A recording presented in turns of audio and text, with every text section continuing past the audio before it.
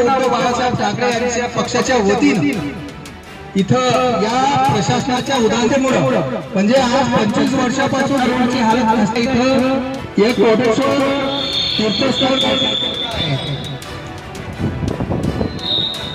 तीर्थस्थळ घोषित केलेलं आहे आणि कोटेश्वर इथं लोक क्रियासाठी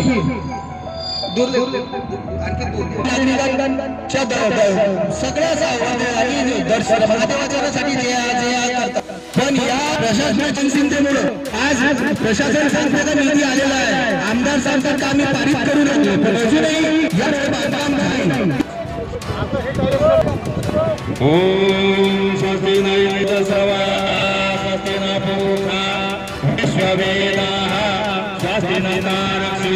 अरिष्टनेमि स्वस्ति नो बृहस्पतिर्दधातु हरि ओम गणानां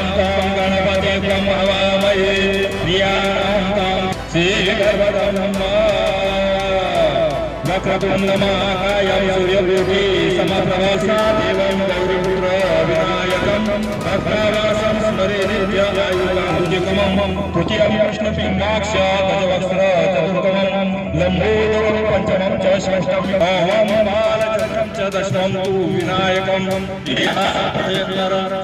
विघ्नभयं तस्य सिद्धिं करं प्रभु विद्यार्थी विद्या धनार्थी धनं पुत्रार्थी पुत्रान् गणपति फलम इति श्री नारद पुराणे सकटनाशं नाम गणेश स्तोत्र संपूर्ण महागणपते नमः मना विष्णु विष्णु विष्णु प्रेतस्य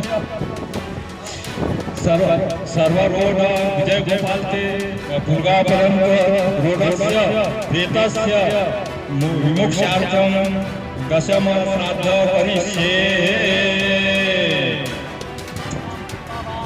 सार्वजनिक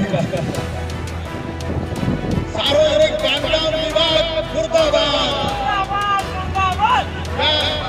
या क्षेत्रातील